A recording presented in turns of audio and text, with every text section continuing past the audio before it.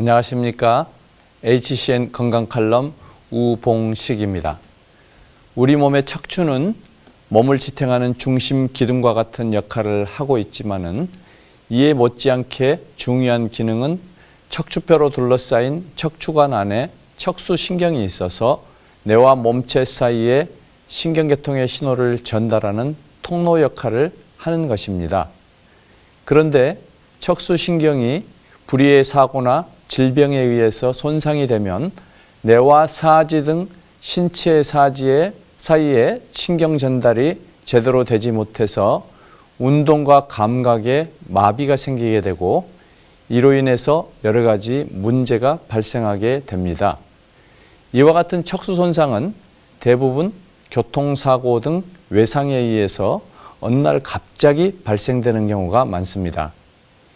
국내의 한 연구에 따르면 전체 척수 손상 환자 가운데 외상성 척수 손상이 80%, 비외상성 척추 손상이 20%로 나타나고 있으며 외상성 척추 손상 가운데 가장 많은 원인은 교통사고로 약 60%를 차지하였으며 그 다음으로 낙상사고가 29%를 차지하고 있는 것으로 나타났습니다. 한편 비외상성 척수 손상으로는 척수염이 19%, 종양이 18%, 척추관 협착증 또는 추간판 탈출증이 16%를 차지하고 있는 것으로 나타났으며 척수 손상의 부위는 하지마비가 51%, 사지마비가 49%였으며 완전 손상이 46%, 불완전 손상이 54%로 나타나고 있습니다. 이처럼 척수 손상이 생기게 되면 손상 부위 이하에서 운동신경의 마비로 움직임을 잃게 되고 감각을 소실하게 되며 자율신경계에 의해 조절되는 방광과 장운동의 이상을 초래하게 됩니다.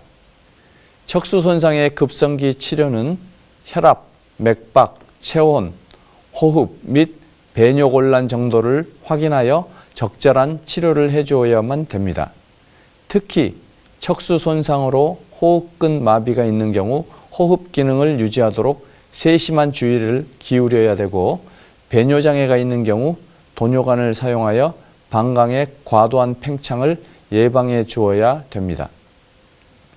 그리고 척수 손상의 초기에 침상에서 호흡 훈련을 반복적으로 시행하여 가래가 차는 것을 방지하고 폐 기능을 유지해 주어야 합니다. 척수 손상으로 인한 감각의 저하가 있는 경우 욕창이 잘 생길 수 있으므로 2시간마다 체위를 변경시켜 주어서 욕창을 예방해 주어야 됩니다. 또한 마비된 사지의 관절이 굳지 않도록 매일 수차례 반복해서 관절을 구부렸다 펴는 등 관절 가동 운동을 해 주어야 됩니다. 척수 손상에 대한 수술적 치료 등 급성기 치료가 끝나면 장애를 최소화하고 신체 기능을 극대화하기 위한 재활치료를 하게 됩니다. 척수 손상 환자에 있어서 재활치료의 목표는 자신의 신경 손상 상태에서 할 수 있는 최대한의 신체적 능력을 획득하는 것에 있습니다.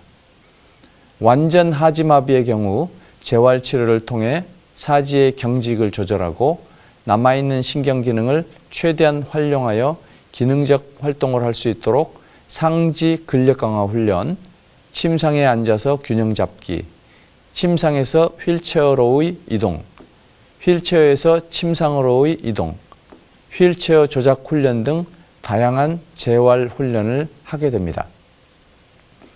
불완전 마비의 경우 신경학적 회복과 신체 기능의 증진을 좀 더 기대할 수 있어서 상태에 따라서는 걷기, 서기 등 다양한 재활 기능 훈련을 하게 됩니다.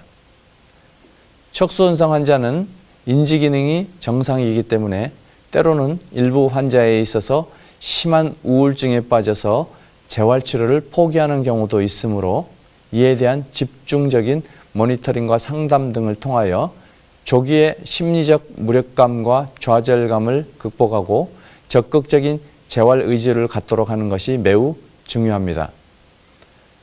최근 유전공학적 방법에 의해 조작된 줄기세포를 이용한 세포 유전자 치료를 시도하고 있으나 동물 실험과 달리 사람에서는 아직까지 확실한 치료의 효과를 기대하기는 어려운 상황입니다. 대부분의 척수손상은 교통사고 등 갑작스런 사고에 의해 발생됩니다. 예기치 않은 사고로 장애가 발생되면 심리적으로 매우 고통스럽고 힘든 상황에 직면하게 됩니다. 이러한 상황을 조기에 극복하고 재활치료를 통해 직장과 사회로 복귀하는 것은 환자 개인뿐만 아니라 사회통합의 관점에서 볼 때에도 매우 중요한 일입니다. 척수손상 장애인이 적극적 재활치료를 통해 사회 일원으로 조기에 되돌아올 수 있도록 가족뿐만 아니라 우리 모두 관심을 가지고 돌아보아야 되겠습니다.